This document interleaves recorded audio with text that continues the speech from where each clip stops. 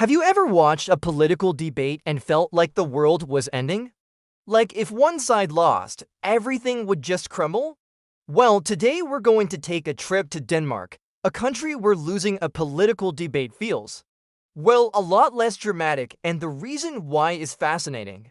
It's not because Danish politicians are just naturally calmer or because they agree on everything. It's because their entire system is designed for something called low-stakes governance. Stick around because understanding this might just change how you see politics everywhere. So, what does low-stakes governance even mean? Imagine a game where the winner doesn't take all. In many political systems, especially those with two major parties, an election or a big legislative fight feels like a Super Bowl. One team wins, gets all the power, and the other team is left on the sidelines, planning their comeback for the next 4 years. Everything feels urgent, existential, but in Denmark, it's more like a friendly league with a lot of different teams. No single team is strong enough to dominate the entire season. This is because of their system of proportional representation. In Denmark, when people vote, they don't just choose between two giants. They have a whole menu of parties to choose from, often more than 10 represented in their parliament, the Folketing. This means it's almost impossible for one party to get over 50% of the vote. So what happens? They have to form coalitions.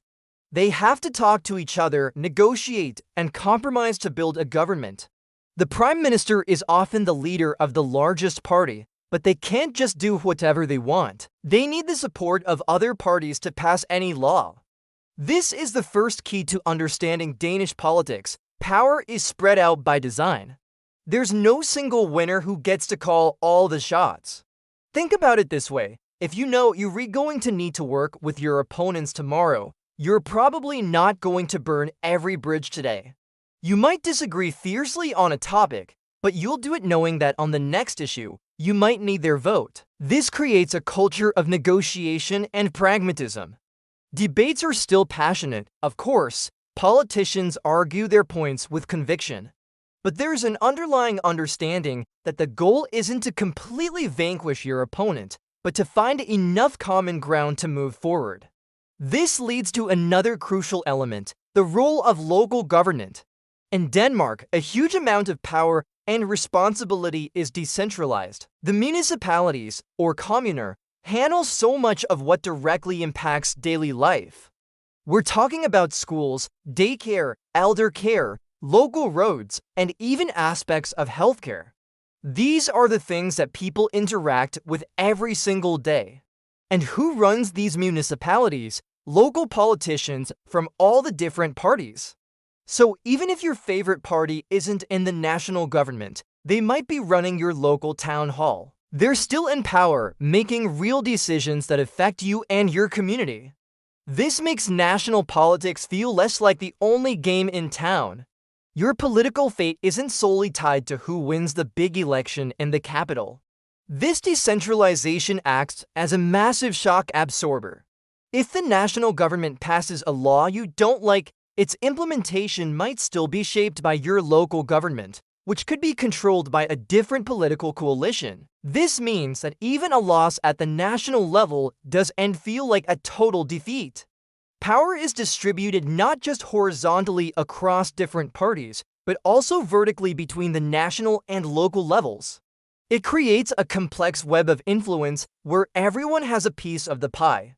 Let's look at a practical example. Imagine a big debate about environmental policy.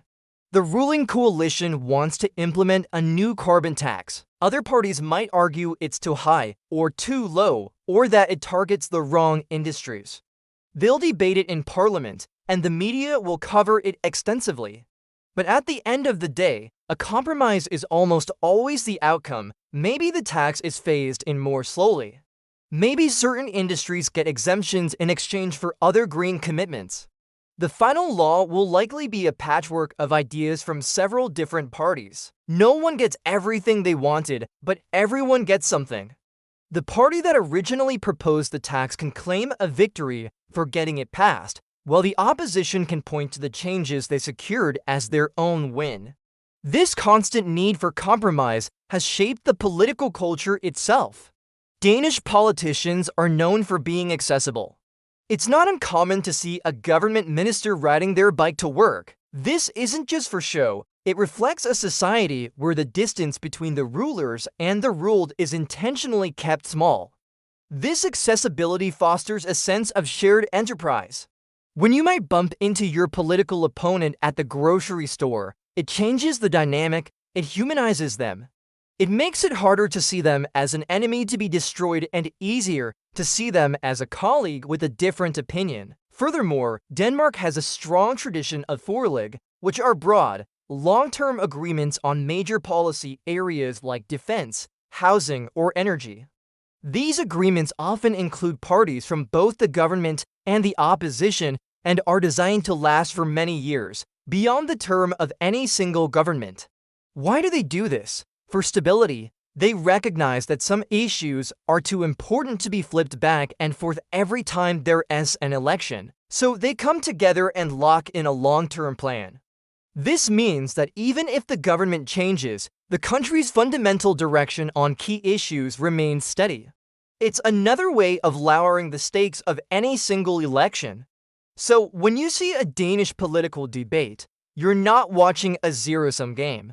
You're watching a negotiation. The goal isn't to score a knockout punch, but to find a path forward. The power is so widely distributed among many parties in parliament, between national and local governments, and through long-term cross-party agreements that no single loss can feel like losing everything.